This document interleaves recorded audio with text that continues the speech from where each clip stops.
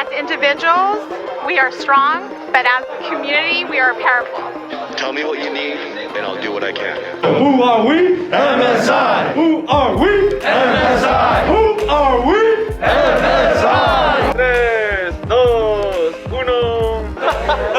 Hello everyone, my name is Alan Ruelas, your host with the most, you already know, and welcome to another episode of Get Going with MSI. We welcome brother Anthony Davis Jr. with our 11th episode.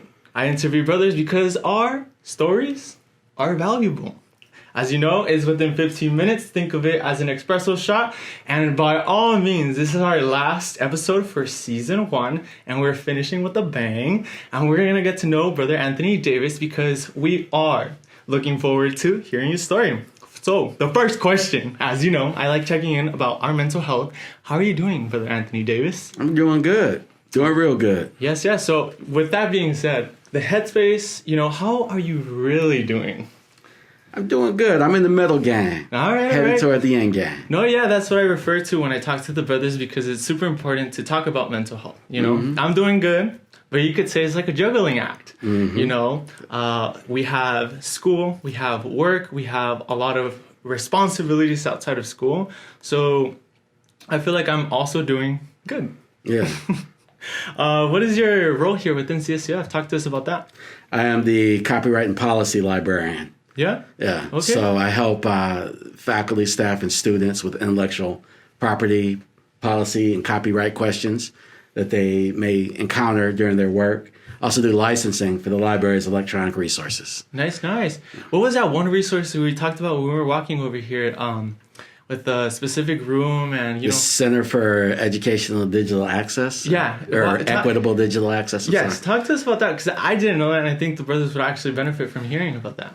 Well, it's IT has a center here in the library where brothers can get access to any type of technology, software, or hardware free of charge so that all CSUF students have access to technology and there's no digital divide in terms of performance and equity. Yeah, I applied for a computer and it took me forever to get one. That's why I made this investment. But definitely, I feel that some of the you just walk right up to the desk and ask. No, that's what I'm saying. I went out there to the IT when I transferred over, it was like COVID guidelines, phone calls, no in person whatsoever. But that's why I bring that up because to your point. Coming now, if brothers need that, if they need a resource, and they can even speak to you, right? Yeah. They'll be able to come on over and see what type of resources they're able to get because having a computer is fundamental for our academic journey. And good transition with that.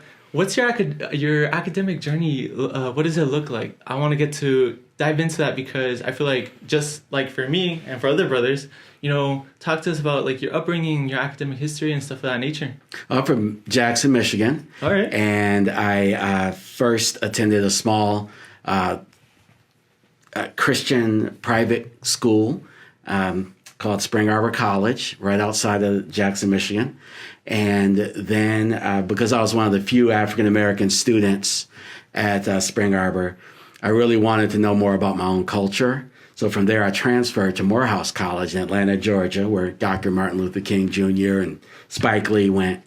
And so I did a year at Morehouse. And then my folks ran out of money, so I had to come back home to Michigan. And I ended up going to the University of Michigan and finishing up there and becoming a Wolverine. From there, I started working at the library. And worked my way up in the library and had the opportunity through their diversity initiative program to the American Library Association diversity initiative program to attend the School of Information under a scholarship. So I got a master's in information economics management and policy. From there, I did a 2-year postgraduate diversity residency at the University of Delaware Library. And then I came out here to be an electronic resources librarian where I earned tenure. And then I moved up and into admin, temporarily interim. I was interim associate university librarian for 5 years. And then I came back into the faculty after that interim period. So this is my project with MSI. It's my first big project since I've been back to the faculty. That is quite a resume, I will say. That's why I wanted to bring this up, because we went to YMOC. And, you know, for me personally, I was focused and engaged with the responsibilities that I had to do that day. And I wanted to get to talk to you more in depth. And this is the part where it's kind of like getting to know someone and what they bring to the table. You know what I mean? For those of you who are not aware of YMOC, we went a couple of weeks ago. It was very impactful. And we talked about this with Brother Sebastian. Now we have Brother Anthony Davis here. And can you kind of walk us through as to your experience in YMOC tailored to you? Well, I just thought YMOC was amazing. I mean, to have all those brothers from across all 23 campuses, experts from across the country in the room together, going through different workshops together. And what was really exciting for me is I'm publishing a book chapter on serving our Hispanic students in libraries. Mm-hmm. And on this project that we're doing, this collaboration. And so I got to meet some of the scholars face to face. I've been reading their work. Dr. Brooms at the University of Tennessee, Knoxville, other experts. I knew these guys through their scholarly contribution, but I got to actually shake hands with them and talk to them. And then just to spend time with the students, man. It was just the most inspirational thing. I mean, the plenary speakers were students from Cal State system. And I mean, I'm in the library. I don't get to spend that much time directly with students. It was like the most time I spent with Cal State students, and it was so exciting for me. I mean, I help students at the reference desk, but that's not the same. I mean, it's hours spent, time to talk and to get to know them and to know the brothers in the program. It was super inspirational for me. I felt totally energized. Well, energized is what, we bring to the table. Male Success Initiative. We'll get right into the collaboration that we are going to be talking about, which is something that I've been talking about and is something that's been talked about. And I'm super excited to establish that. But first, going off of being energized, what type of new perspectives would you say after leaving YMOC would you bring or you have now? Well, it's really because I'm trying to purchase books for the men in the program. Mm-hmm. Is to actually be able to see the literature that I'm purchasing and who it's actually for, right? And then it gives me a better sense after having talked to them and I talked through the goals of the program. Okay, these are the types of works that we want to buy for the collection for these brothers to read, right? So in a way, it honed my intuition, I would say. And a lot of that has to do, when I say intuition, it's not like some intellectual rubric or model.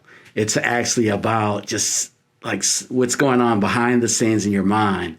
Just a sense of, a human thing that you might experience that happens a lot when you're trying to buy collections. Yeah, as a librarian. That's super important. That was the number one thing is I got to spend time with the people I'm actually doing this service for. And instead of having that distance in my head when I go and enter into things, I actually know their names and know their faces and understand them. So it really brought everything out for me. Let's do a little fist pump to that, because that is iconic, as I say. Paris Hilton, quoting her. You talked about humanizing the experience, which this is intentional. You're doing your work. It's very hands-on, and I was there to see it. So we're excited to hear more about that. And obviously sharing that perspective is very important. Now, let's transition over to,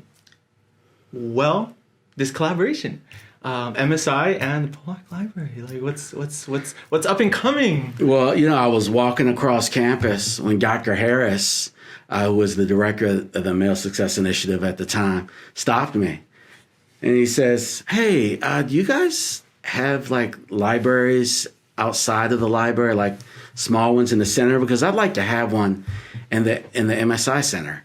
And I was like, well, we don't have any programs like that here. Mm-hmm. But, we could talk about building it. And so we got to talking. Another one of my colleagues, Rosemary Navarro, she stopped me. And or I guess Rosemary Farr, she's gotten married since. She stopped me and was like, "Hey, Anthony, are you working on any diversity initiatives? I'm interested." And I was like, "Well, Dr. Harris stopped me the other day, and he's interested in building something with the library."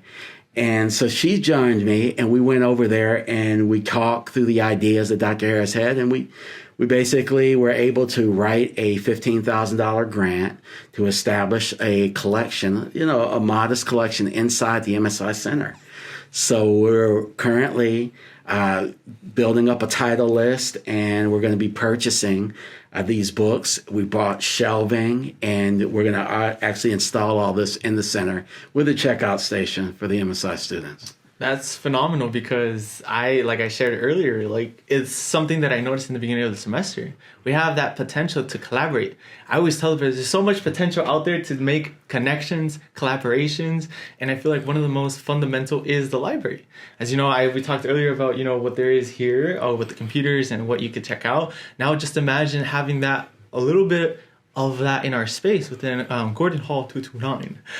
That's phenomenal. I personally would love to be able to check out some books that are tailored to our needs, So thank you for taking that initiative. And that backstory, y'all, that's what I mean. Where there's a will, there's a way.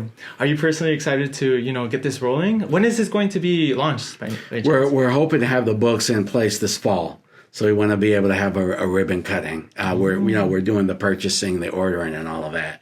But it takes a little bit of while to get everything here and cataloged and ready to go. So hopefully this fall we'll have things up and running. Yeah. For future references, it's kind of like the library means so much to students. How would you say for those of us who maybe lose or get distracted very easily, what's a tip that you have for students to engage more with the library, in your personal opinion? Well, the library is there when you need it. Don't turn it into something like that you have to have all the time. You can be intentional about that, but there's so much here. We got special collections. The entire campus meets here, right? We have classrooms, all the different divisions are here in the library, right? And so the idea behind library is both deliberately giving you space to study, to collaborate, to be alone. We say that be alone, or to be alone together, you and a friend sitting down next to each other, or be together, to come and work as a group in a group space. Get one of our study rooms, right? And bring your group in and work on your projects. So the library is actually designed for a lot of different experiences. It can accommodate a lot of different experiences.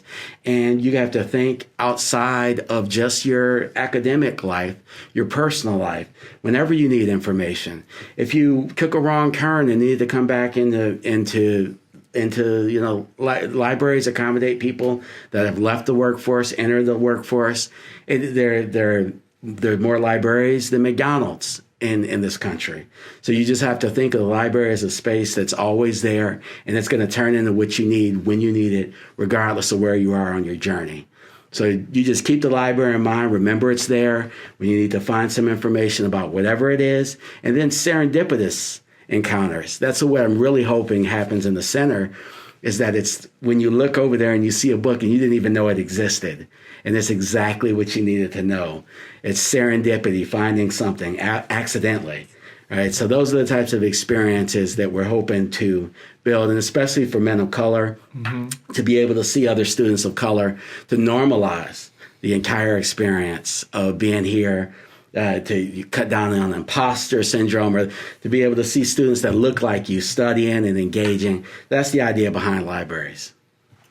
Let me tell y'all, I'm excited for fall. I'm excited for fall, and I'll share kind of like something symbolic to me, where my heart is with the library. Growing up in Fontana, we had an ancient library underground, and it was very popular. But then in 2009, they remodeled it, and the city actually invested to make it, I'm gonna use this word again, but iconic. And it's 2 stories high, and I was 9 or 10 years old. And they took the initiative to make it engaging, inclusive, and as a young child, it left such an impression in me that I say right now my second home is MSI, obviously, and then the gym. But the library is also another home for a lot of students. It's open from the early morning to possibly the late afternoon. Or evening, better said, late night. And people underestimate how many men of color have had those types of experiences.